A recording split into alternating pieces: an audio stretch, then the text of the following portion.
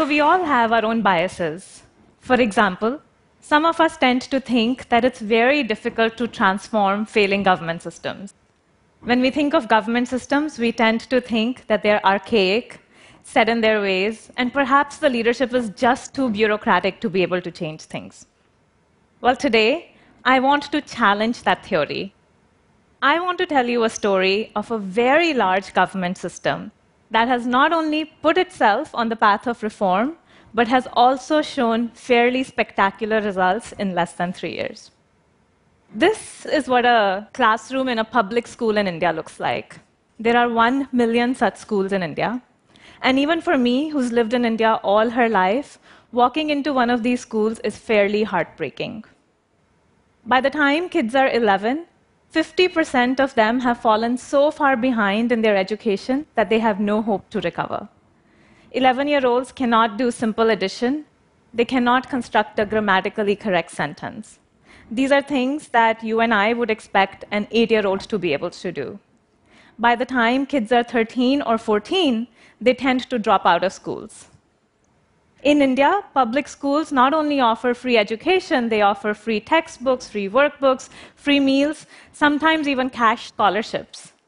And yet, 40% of the parents today are choosing to pull their children out of public schools and pay out of their pockets to put them in private schools. As a comparison, in a far richer country, the US, that number is only 10%. That's a huge statement on how broken the Indian public education system is. So it was with that background that I got a call in the summer of 2013 from an absolutely brilliant lady called Surina Rajan. She was at that time the head of the Department of School Education in a state called Haryana in India. So she said to us, she said, look, I've been heading this department for the last 2 years. I've tried a number of things, and nothing seems to work. Can you possibly help? Let me describe Haryana a little bit to you. Haryana is a state which has 30 million people. It has 15,000 schools, public schools, and 2 million plus children in those public schools. So basically, with that phone call, I promised to help a state and a system which was as large as that of Peru or Canada transform itself. As I started this project, I was very painfully aware of 2 things. 1, that I had never done anything like this before, and 2, many others had, but perhaps without too much success. As my colleagues and I looked across the country and across the world, we couldn't find another example that we could just pick up and replicate in Haryana. We knew that we had to craft our own journey. But anyway, we jumped right in, and as we jumped in, all sorts of ideas started flying at us. People said, let's change the way we recruit teachers. Let's hire new principals and train them and send them on international learning tours. Let's put technology inside classrooms. By the end of week 1, we had 50 ideas on the table, all amazing, all sounded right. There was no way we were going to be able to implement 50 things. So I said, hang on, stop. Let's first at least decide what is it that we're trying to achieve. So with a lot of push and pull and debate, Haryana set itself a goal which said, by 2020, we want 80% of our children to be at grade level knowledge. Now, the specifics of the goal don't matter here, but what matters is how specific the goal is. Because it really allowed us to take all those ideas which were being thrown at us and say, which ones are we going to implement? Does this idea support this goal? If yes, let's keep it. But if it doesn't, or we're not sure, then let's put it aside. As simple as it sounds, having a very specific goal right up front has really allowed us to be very sharp and focused in our transformation journey. And looking back over the last 2.5 years, that has been a huge positive for us. So we had the goal, and now we needed to figure out what are the issues, what is broken. Before we went into schools, a lot of people told us that education quality is poor because either the teachers are lazy, they don't come into schools, or they're incapable. They actually don't know how to teach. Well, when we went inside schools, we found something completely different. On most days, most teachers were actually inside schools. And when you spoke with them, you realized that they were perfectly capable of teaching elementary classes. But they were not teaching. I went to a school where the teachers were getting the construction of a classroom and a toilet supervised. I went to another school where 2 of the teachers had gone to a nearby bank branch to deposit scholarship money into kids' accounts. At lunchtime, most teachers were spending all of their time getting the midday meal cooking supervised and served to the students. So we asked the teachers, we said, what is going on? Why are you not teaching? And they said, but this is what's expected of us. When a supervisor comes to visit us, these are exactly the things that he checks. Has the toilet been made? Has the meal been served? When my principal goes to a meeting at headquarters, these are exactly the things which are discussed. You see, what had happened was that over the last 2 decades, India had been fighting the challenge of access, having enough schools, and enrollments, bringing children into the schools. So the government launched a whole host of programs to address these challenges, and the teachers became the implicit executors of these programs. Not explicitly, but implicitly. And now, what was actually needed was not to actually train teachers further or to monitor their attendance, but to tell them that what is most important is for them to go back inside classrooms and teach. They needed to be monitored and measured and awarded on the quality of teaching and not on all sorts of other things. So as we went through the education system, as we delved into it deeper, we found a few such core root causes which were shaping how people behaved in the system. And we realized that unless we changed those specific things, we could do a number of other things. We could train, we could put technology into schools, but the system wouldn't change. And addressing these non-obvious core issues became a key part of the program. So we had the goal, and we had the issues, and now we needed to figure out what the solutions were. We obviously did not want to recreate the wheel, so we said, let's look around and see what we can find. And we found these beautiful, small pilots, experiments all over the country and all over the world. Small things being done by NGOs, being done by foundations. But what was also interesting was that none of them actually scaled. All of them were limited to 50, 100, or 500 schools. And here we were looking for a solution for 15,000 schools. So we looked into why. If these things actually work, why don't they actually scale? What happens is that when a typical NGO comes in, they not only bring in their expertise, but they also bring in additional resources. So they might bring in money, they might bring in people, they might bring in technology.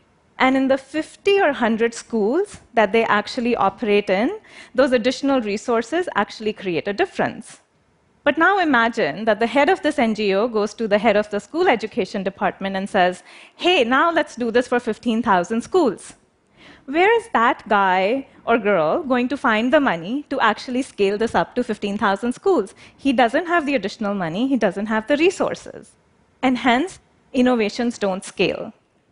So right at the beginning of the project, what we said was, whatever we have to do has to be scalable. It has to work in all 15,000 schools. And hence, it has to work within the existing budgets and resources that the state actually has. Much easier said than done. I think this was definitely the point of time when my team hated me. We spent a lot of long hours in office, in cafes, sometimes even in bars, scratching our heads and saying, where are the solutions? How are we going to solve this problem? In the end, I think we did find solutions to many of the issues. I'll give you an example. In the context of effective learning, one of the things people talk about is hands-on learning. Children shouldn't memorize things from books, they should do activities, and that's a more effective way to learn, which basically means giving students things like beads, learning rods, abacuses. But we did not have the budgets to give that to 15,000 schools, 2 million children. We needed another solution. Couldn't think of anything. One day, one of my team members went to a school and saw a teacher pick up sticks and stones from the garden outside and take them into the classroom and give them to the students. That was a huge eureka moment for us. So what happens now in the textbooks in Haryana is that after every concept, we have a little box, which are instructions for the teachers, which say, hey, to teach this concept, here's an activity that you can do, And by the way, in order to actually do this activity, here are things that you can use from your immediate environment, whether it be the garden outside or the classroom inside, which can be used as learning aids for kids. And we see teachers all over Haryana using lots of innovative things to be able to teach students. So in this way, we were able to, whatever we designed, we were actually able to implement it across all 15,000 schools from day one. Now, this brings me to my last point. How do you implement something across 15,000 schools and 100,000 teachers? The department used to have a process which is very interesting. I like to call it the chain of hope.